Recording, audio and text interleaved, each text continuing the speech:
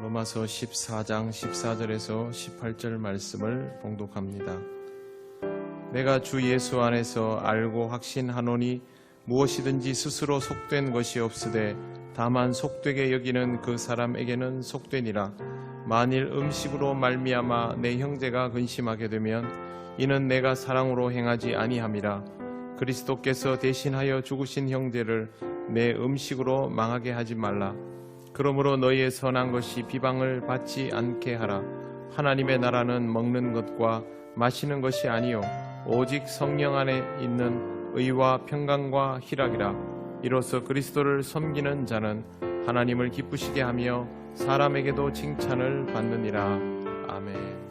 오늘 우리가 읽은 말씀은 로마서에서도 아주 중요한 부분인데 로마서 자체가 좀 어렵습니다. 그렇기 때문에 이 구절만으로는 이해할 수가 없고 14장 전체를 좀 알 필요가 있습니다. 로마서 14장 전체는 믿음이 약한 사람과 믿음이 강한 사람이 함께 있을 때 어떤 부분이 서로에게 고려되어야 하는가에 관한 이야기를 하고 있습니다.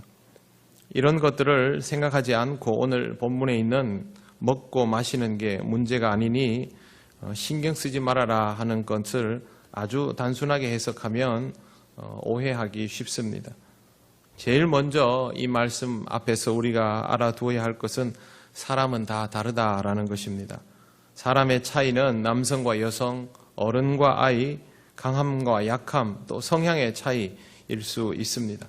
같은 시대, 같은 장소에서 살아도 형제와 자매라도 쌍둥이라도 서로 다른 것이 사람이라는 것을 먼저 염두에 두어야 합니다. 신앙적으로 사람이 같을 수 없습니다. 성향도 다르고 믿은 기간도 다르고 실질적으로 신앙에 몰두한 시간도 다릅니다. 이 다름은 많은 차이들을 만들어냅니다. 똑같은 음식을 먹으면서도 누구는 맛있다 하고 다른 누구는 맛이 없다 할 수 있습니다. 누구는 먹을 만하다 하고 누구는 먹지 못하겠다 합니다. 여러분 삭힌 홍어 잘 드십니까? 저는 잘 못 먹습니다. 근데 없어서 못 드시는 분들도 많이 계십니다. 사람마다 다른 것이죠. 이태리 사람들은 우리나라 사람들이 즐겨 마시는 아메리카노는 커피가 아니고 그냥 맛없는 물이라고 간주합니다. 이태리 사람들은 에스프레소를 마시는데 우리는 그거 못 먹습니다. 보약보다 더 씁니다. 마라탕면 드셔보셨습니까? 요즘 인기 있는 것이 마라탕면인데 맛있다고 난립니다.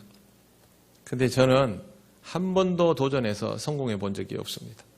먹으면 혀가 따가워서 먹을 수가 없습니다. 이게 다 다양성이죠. 그래도 이건 그냥 음식의 기호에 따른 다양성에 불과합니다. 여기에 지방색이나 민족주의나 이념의 차이를 더하면 이야기는 또 달라집니다. 김치를 못 먹으면 한국 사람이 아니라고 하던가 조금 전에 말씀드린 것처럼 에스프레소를 먹지 못하면 이태리 사람이 아니라고 하던가 쥐고기를 먹지 못하면 베트남 사람이 아니라고 하던가 베트남 사람들은 쥐를 먹습니다. 봤더니 우리가 동네에서 가끔 만나는 그 쥐더라고요. 그렇게 맛있게 요리해서 먹는데 제 사촌 동생이 먹고 와서 그걸 사진에 올렸는데 기겁을 했습니다. 똑같게 생겼습니다. 이런 것들을 가지고 사람 편을 가르면 다양성의 문제를 넘어가게 됩니다. 여기에서 한 걸음 더 나아가서 종교적인 이유로 음식에 제약이 생기면 간격은 더 넓어질 수 있습니다. 이슬람 사람들은 돼지고기를 먹지 않습니다. 학자들은 왜 이슬람 사람들이 돼지고기를 먹지 않을까? 율법에 그렇게 써져 있으니 그렇게 하지만 조금 더 다른 각도로 공부를 합니다. 신석기 시대에는 중동 지방에도 돼지를 많이 사육했는데 이 지역의 인구가 급속도로 늘어나면서 땅이 황폐화되고 돼지를 키우기 어려운 환경이 되었습니다. 그래서 돼지 사육에 적합하지 않은 환경이니까 당연히 돼지는 없죠. 주변 국가들은 돼지를 키웠고 이 돼지 키우는 주변 국가들은 우상을 숭배했습니다. 그게 이유가 됩니다.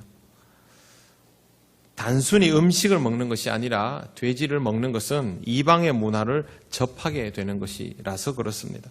음식은 상당 부분 그 지역의 종교와 연관이 되어 있습니다. 우리나라의 음식들 중에 그냥 흔하게 먹는 것 말고 좀 쓸만한 음식이다 싶으면 다 알고 보면 종교적 축제에서부터 아니면 마을의 잔치에서부터 기인된 것들이 많은데 그런 것들이 예전에 보면 전부 종교 행사와 연관이 있지 않습니까? 똑같은 이유입니다. 음식은 알고 보면 종교와 아주 깊은 연관을 가지고 있습니다. 그러니 타 지역에서 그 지역의 종교적 색채를 띠고 있는 음식물은 먹지 않도록 하는 것이 당연한 일이 되었습니다. 유대인과 이슬람 사람들은 돼지고기를 먹지 않지만 기독교인들은 잘도 먹습니다. 기독교인들은 그런 지역적, 인종적 구별이 없기 때문입니다. 예수님을 통하여 이 모든 것들이 극복되었으니 어떤 음식을 먹어야 할지 말아야 할지 고민할 필요가 없게 된 것입니다. 다만 몸에 해로운 것, 정신적으로 유익이 없는 것들은 그것과 상관없이 삼가해야 됩니다. 독한 술, 마약, 독초 이런 것들이 거기에 해당됩니다. 바울은 기독교인들이 더 이상 유대인들이 생각하고 있었던 음식의 구별, 종교적으로 그런 것들을 해석하고 판단할 필요가 없다라는 것을 알았습니다. 자유하기 때문에. 하지만 모든 사람들이 여기에 대하여 바울과 같이 분명한 개념을 가지고 살았던 것은 아닙니다. 로마 교회 사람들도 마찬가지였습니다. 그러다 보니 이방 지역에서 살아가면서 음식을 먹는 것에 대해서 여러 가지 문제가 발생했습니다. 고기를 먹는 것을 문제 삼은 그리스도인들, 포도주 먹는 것을 꺼려했던 그리스도인들이 생긴 것입니다. 조금 전에 말씀드린 것처럼 고기를 먹지 않은 이유는 당시 로마의 고기들은 우상을 숭배하는 신전을 거쳐서 혹은 그런 우상을 숭배하는 사람들의 손을 거쳐서 그렇게 나오기 때문입니다. 우상을 숭배하는 사람이 고기를 손질할 때 그냥 할까요? 여러분은 무슨 일 할 때 그냥 합니까? 뭐부터 합니까? 기도부터 하지 않습니까? 운전하러 나갈 때도 기도하고 하루를 시작할 때도 기도하고 잔치가 있어서 음식을 장만할 때도 기도하고 똑같습니다. 우상 숭배자들도 자기가 믿는 신을 향해서 기도하고 그 고기들을 손질을 하는 것이죠. 그러니까 기독교인들이 이걸 먹기를 꺼려하는 사람들이 나오게 된 것입니다. 혹시 이런 거 먹으면 부정하지 않을까라는 생각이 들어서 아예 채식주의자가 되었던 사람들도 있을 정도입니다. 포도주도 마찬가지입니다. 포도주 자체가 문제가 아니라 모든 포도주들도 그런 종교적인 경로들을 통하여 세상에 나오는 것을 알게 되면서 그것을 먹지 않으려고 했던 것입니다. 찝찝하면 안 먹으면 되죠. 그런데 문제는 그렇게 하지 않고 고기를 먹는 사람들을 비판하기 시작했습니다. 포도주를 마시는 사람들을 비판하기 시작했습니다. 우상의 땅에서 우상을 숭배하는 자들의 손을 거쳐서 나오고 그들이 우상에게 기도하면서 만들어낸 음식들, 포도주들을 먹는 것은 죄인데 나는 그래서 안 먹는데 당신들은 왜 먹느냐 이러면서 비판을 하고 교회 안에서 갈등이 생기게 된 것입니다. 이해하실 수 있겠습니까? 아주 쉽게 말씀드리면 이슬람 사람들이 먹는 음식, 할랄 푸드라고 하죠. 여러분에게 선물로 줘줬습니다. 고기 사 먹기도 비싼데 잘 됐다 생각하고 먹는 사람도 있겠지만 이슬람 종교의식을 거쳐서 손질된 고기 아닙니까? 여러분 이슬람 사람들이 건네주는 것들은 다 기도하고 손질해서 하는 종교적인 것들입니다. 그래서 이 고기를 안 먹겠다 하는 사람도 나올 수 있습니다. 초파일 날 절에서 만든 음식 주면 먹는 사람도 있죠. 안 먹는 사람도 있지 않습니까? 제사 음식도 마찬가지입니다. 바울의 말은 이렇습니다. 먹기 꺼림칙하면 먹지 말아라. 먹고 싶으면 먹어라. 그런데 다른 사람이 먹는 걸 가지고 뭐라 하지 마라. 이걸 바울은 제일 먼저 말합니다. 그를 세우시는 분은 하나님이시니 그건 하나님이 판단하실 일이다. 이것이 바울의 말입니다. 먹는 것과 마시는 것만 그런 것이 아니었습니다. 그리스도인이 되었지만 유대인들의 절기를 아주 중요하게 생각하는 사람들이 있었습니다. 안식일 어떻게 하면 좋을까요? 자, 나는 유대인입니다. 예수 믿고 새로운 삶을 살아가고 있습니다. 주일이 중요해졌습니다. 그럼 안식일은? 유대인에게 있어서 안식일은 말할 수 없이 중요한 것인데 이게 고민이 된 사람들이 많습니다. 주일도 귀하지만 안식일을 모른 채 할 수 없었던 것입니다. 다른 절기들, 유월절, 칠칠절, 장막절도 다 지켜야 했습니다. 유대인이니까. 유대인들은 특별히 월삭의 의미도 있습니다. 우리는 달력에 보면 1월, 2월, 3월 그냥 이렇죠. 유대인들은 니산월, 이하르월, 시완월 이런 식으로 해가지고 하나님이 자연에게 주신 특징에 따라서 그들이 농사 지을 수 있도록 의미를 다 부여해 놓았습니다. 그러니까 매달 시작되는 게 전부 의미가 있는 것이죠. 이걸 외면하지 못하는 겁니다. 여러분, 우리 교회 그 요람에 각 달에 의미가 있는 거 아십니까? 모르시죠? 장로님들은 다 알고 계십니다. 시무장로님, 은퇴장로님들은 1월은 무슨 달, 2월은 무슨 천발. 여러분 기억하는 글 있으실 텐데 6월은 무슨 달입니까? 호국의 달. 7월은요? 교육의 달. 요람에 다 있습니다. 각 달 그게. 그리고 실제로 우리 교회 오랜 분들은 이 절기들을 다 알고 그 달에는 그렇게 해야 된다고 생각하십니다. 요즘 분들은 잘 모르시죠. 유대인들의 절기의식은 이런 것보다 훨씬 더 강하게 아주 오랫동안 내려온 것이기 때문에 개종 후에도 이 절기들을 내려놓을 수가 없었던 것입니다. 이것 때문에 신앙생활을 잘 못하게 되는 사람들이 발생하자 바울이 이것에 대해서도 이제 권면을 합니다. 믿음이 연약한 자와 그렇지 않은 자를 구별합니다. 믿음이 연약한 자, 바울이 말하는 믿음이 연약한 자는 고기를 먹지 않고 채소만 먹는 사람, 포도주를 먹지 않는 사람, 그런 것들이 영향을 줄 수 있다고 해서 금지하는 사람들이 믿음이 연약한 자들입니다.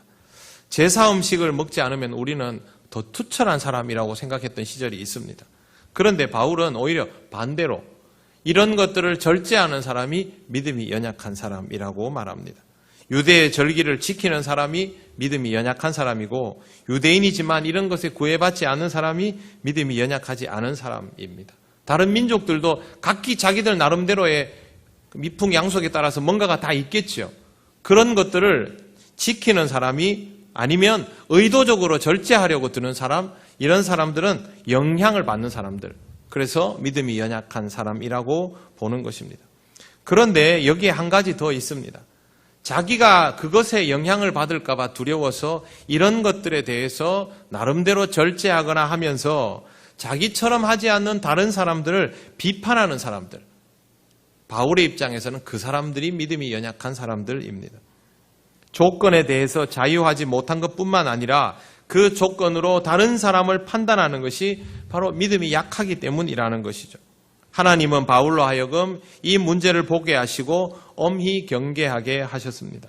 14절 말씀 이렇게 되어 있습니다. 내가 주 예수 안에서 알고 확신하노니 무엇이든지 스스로 속된 것이 없으되 다만 속되게 여기는 그 사람에게는 속되니라. 세상에는 속된 것이 없다. 하나님이 만드셨으니 어떤 것도 속되지 않다. 우상에게 바쳤던 고기도 그걸 바치던 사람들이 우상의 이름으로 축복하며 팔던 고기도 포도주도 어떤 음식도 속되지 않다고 바울은 말합니다. 하지만 그것을 속되게 생각하는 사람에게는 그것이 속될 수 있다라는 말도 덧붙입니다. 왜? 사람마다 신앙의 경지가 다르기 때문에 다만이라고 말하며 믿음이 약한 사람에 대한 예외적인 것을 설명하고 있습니다. 인정을 합니다. 이런 음식을 절제할 수도 있고 절기들을 지키며 고집할 수도 있다라는 말입니다. 그러나 15절 말씀 보십시오. 만일 음식으로 말미암아 내 형제가 근심하게 되면 이는 내가 사랑으로 행하지 아니함이라.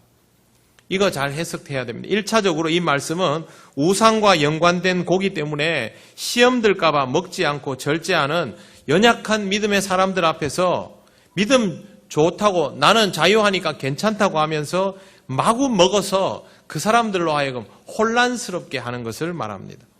실질적으로는 내가 자유하니까 아무거나 먹죠. 잘못한 거 없습니다. 그러나 이것으로 인하여 영향을 받는 사람들을 생각해서 조심할 수 있어야 한다라는 것이 바울의 말입니다. 그런데 우리는 이 말씀을 이것만으로 해서 끝내서는 안 됩니다. 반대쪽도 보아야 합니다. 이런 걸로 다른 사람을 비판하게 되면 자기의 믿음이 연약하여서 절제할 수밖에 없는 상태인 것을 모르는 사람입니다. 그렇게 먹는다고 해서 잘못되었다라고 비판하는 사람도 똑같이 믿음이 연약한 사람인 거죠. 이것도 같이 해석을 해야 됩니다. 그렇지 않으면 이 본문은 단편적으로 해석될 수 있습니다. 그 사람도 마찬가지로 그런 관점으로 다른 사람의 음식 섭취를 판단하는 일을 멈추어야 합니다. 이 둘을 모두 생각해야 하고 바울은 그래서 말합니다. 만일 음식으로 말미암아 내 형제가 근심하게 하면, 즉 음식 먹는 걸로 사람을 판단해서 서로를 근심하게 만들면 굳이 그것에 영향받는 수준의 사람 앞에서 먹어서 혼란스럽게 하거나 아니면 이걸 먹는다고 해서 비판을 해서 그 사람에게 상처를 주거나 그러면 결국에는 이 모든 것이 내가 사랑으로 행하지 않는 것이다. 바울은 그렇게 말합니다. 그러면서 이 말을 하죠. 그리스도께서 대신하여 죽으신 형제를 내 음식으로 망하게 하지 말라. 너의 판단으로 망하게 하지 말라는 뜻입니다. 이거 목숨 걸릴 구원에 직결되는 일 아니다라고 바울은 말합니다. 우상의 제물을 먹지 않으려는 것도 선한 의도입니다. 그런 우상의 제물에 영향을 받지 않고 자유함을 누리겠다는 것도 선한 의도입니다. 그렇다면 이런 선한 의도만을 가지고 자기 자신을 지키고 자기 자신의 신앙에 유익을 주는 것에 만족해야지, 이걸로 다른 사람을 판단하고 다른 사람을 비방하여서 여러분 안에 있는 선한 의도가 다른 사람을 공격하는 도구가 되도록은 하지 말라는 것이죠. 결국 우리 그리스도인이 할 일은 자기의 신앙을 지키고 관리하는 것이 우선입니다. 자기 신앙의 수준이 어느 정도인지 아니까, 내가 어디까지 컨트롤할 수 있다는 걸 아니까 거기에 맞춰서 조절하는 것이 필요하다는 거죠. 그 다음에 유명한 성경 구절이 나옵니다. 하나님 나라는 먹는 것과 마시는 것이 아니다.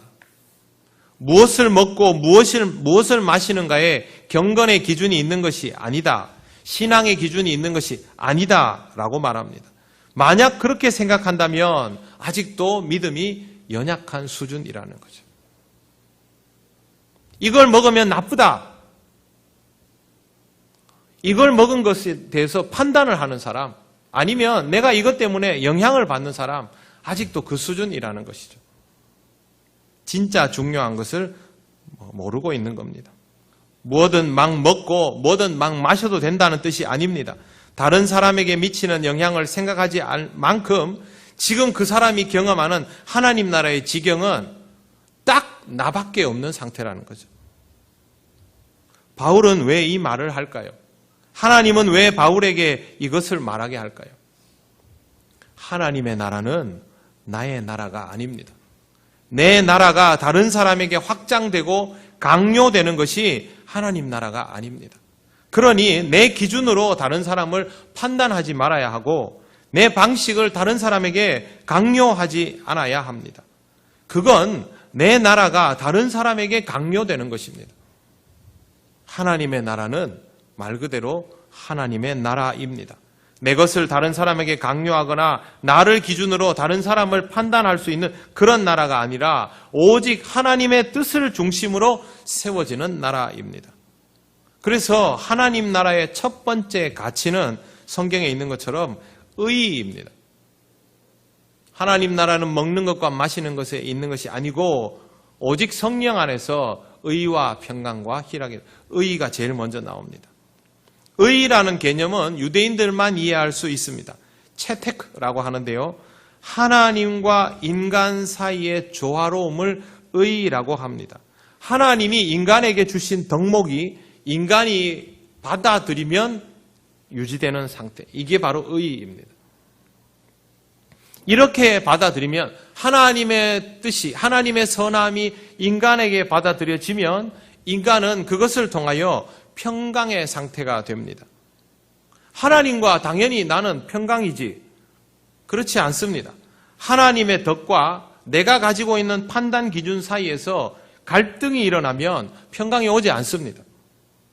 그러니까 음식이나 절기나 의복이나 생활의 다른 기준을 자꾸만 세우려 하고 그걸 가지고 다른 사람들을 판단하게 되는 것이죠.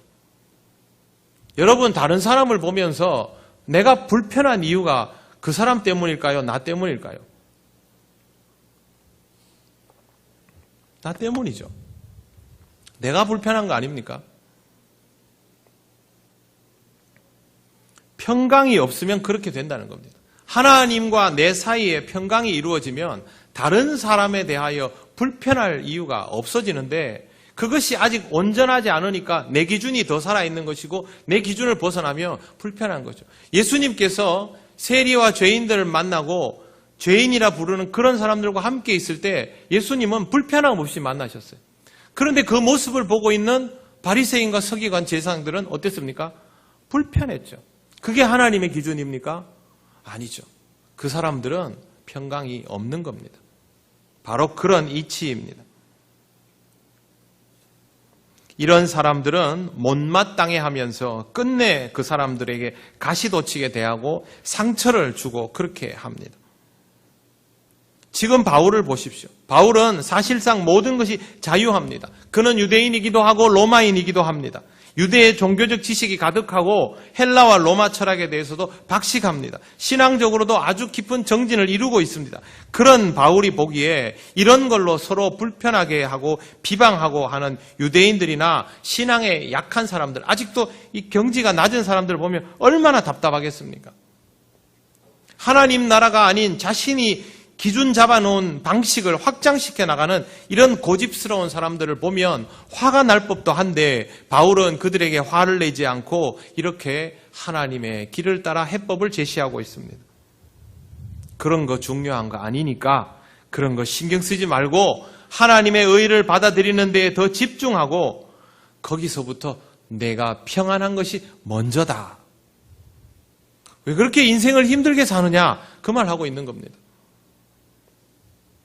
이것은 바울에게 평화가 없다면, 그의 삶에 평강이 없고 그의 삶에 기쁨이 없다면 할 수 없는 일입니다. 여유가 있지 않습니까? 그렇습니다. 하나님의 의를 받아들이고 그것이 가장 중요하게 되어서 평강을 누리는 사람에게 그 다음 무엇이 있겠습니까? 희락이 있습니다. 정말로 기분 좋은 사람이 여러분 곁에 있을 때 농담하거나 장난쳐 보십시오. 지금 기분 너무 좋은 일이 있는 사람한테 옆에 가서 한번 툭 쳐보십시오. 정색을 하고 돌아서 가지고 화를 냅니까? 그렇지 않습니다. 좋은 일 있는 사람한테 밥 사라 이러면 어떻게 합니까? 내가 왜 니한테 밥을 사야 되는데 이렇게 나옵니까? 기분 좋거든요. 그래서 살게. 기분 좋은 사람의 특징입니다. 웬만하면 화를 내지 않는 것. 기쁨의 위력입니다. 이런 사람 옆에 있으면 나도 편합니다. 긴장을 안 해도 되니까. 여러분 날카로운 사람 옆에서 살아보셨습니까? 그런 직장 상사를 모셔보셨습니까? 숨을 못 쉽니다. 웃으면요 비웃는 것 같고 인상 쓰고 있으면 더 걱정되고 멀리 있으면 내가 혹시 뭘 놓치나 싶고 가까이 있으면 감시당하는 것 같습니다. 기쁨 없는 사람 옆에 사는 것은 그런 의미가 있습니다. 그래도 기쁜 사람은 그렇지 않습니다. 긴장 안 해도 되고 날 공격하지는 않을 것 같고 그러면 함께 좋아지게 되는 것이죠. 하나님께서 주시는 의를 통하여 평강을 누리고 그 평강이 차오르면 희락이 되고 그러면 그 옆에 있는 사람이 제일 먼저 혜택을 누립니다. 바울은 그걸 이렇게 말합니다. 18절 말씀 보십시오. 같이 한번 읽어보겠습니다. 18절 시작. 이로써 그리스도를 섬기는 자는 하나님을 기쁘시게 하며 사람에게도 칭찬을 받느니라. 어떻게 하면 칭찬받습니까? 하나님의 의를 받아들이는 사람은 자신도 기쁘고 하나님도 기쁘고 다른 사람도 기쁘게 만든다는 거죠. 이게 바로 하나님 나라의 삶입니다. 하나님의 통치 방식을 따르면 이와 같이 살아가게 되는 겁니다. 뭘 먹고 뭘 마시고 뭘 지키고 뭘 금지하고 이런 게 중요하지 않습니다. 유대인들이 이러다 망했고 한국 교회도 이러다가 기울어가고 있습니다. 뭘 금지하느라 정신이 없고 또 거기에 반발하느라고 반대급부로 방종을 하느라고 정신을 못 차리고 그냥 서로를 바라보면서 반대를 위한 반대를 일삼고 비판을 위한 비판을 일삼고 상대방의 결과물을 보면서 조롱하고 그렇게 소중한 시간을 허비하고 있는 것입니다. 지금 이 사회도 그렇죠. 그 사람들은 예수 안 믿는 사람들이니까 라고 말하고 싶지만 그 중에 교회 다니는 사람들이 얼마나 많습니까? 우리도 그 중에 하나고. 여러분, 이렇게 삶을 허비하지 않도록 하시기를 바랍니다. 여러분의 믿음에 맞는 삶을 살아가시고 항상 하나님의 의를 받아들여 평안하게 되시기를 바랍니다. 지금 내 믿음의 수준이 딱 요만큼이고 절제가 필요하면 절제를 하십시오. 연단이 필요하면 연단을 하십시오. 내가 그동안 이런 것들에 너무 연연하여서 자유함이 없다면 이제는 자유함을 연습하십시오. 자유함을 연습했는데 잘 안 되면 다시 연단의 자리로 돌아가면 됩니다. 연단을 좀 하다가 자유함이 필요하면 자유함을 연습하면 됩니다. 다만 다른 사람을 판단하는 일에 젖어들지 않도록 하십시오. 여러분이 아무리 옳다고 여기는 것들도 신앙적으로 옳게 여기는 것들도 100% 하나님의 의라고 단정할 수는 없습니다. 알고 보면 대부분의 것들은 나의 기준, 우리의 기준, 그들의 기준에 불과한 것들입니다. 그것보다는 하나님께서 모두를 사랑하신다는 것, 우리를 진정으로 자유하게 하셨다는 것, 제대로 은혜 받으면 굳이 무언가를 절제하지 않아도 알아서 관리가 된다는 것. 오히려 이런 것들을 귀하게 여기시기를 바랍니다. 17절에 아주 중요한 단서가 있습니다. 오직 성령 안에서. 의와 평강과 희락은 그냥 오는 게 아닙니다. 성령님을 용납하고 받아들이면 이 모든 일이 시작되고 내 판단을 서서히 내려놓을 수 있게 됩니다. 우리는 보면 본능적으로 판단합니다. 들으면 본능적으로 판단합니다. 내가 뭔가를 안다 싶으면 본능적으로 판단합니다. 그러나 성령님과 함께하면 이것을 유보할 수 있습니다. 그것만으로도 우리는 죄를 짓지 않고 평안을 더 유지할 수 있습니다. 신앙생활을 하면 할수록 죄를 짓고 남을 해롭게 하는 그런 인생이 아니라 가면 갈수록 의를 경험하고 남을 이롭게 하는 삶을 살아가시기를 바랍니다. 이것이 바로 하나님 나라를 살아가는 방법입니다. 사랑하는 성도 여러분, 꼭 이렇게 사셔서 하나님 나라의 기쁨을 충만히 누리시기를 바랍니다.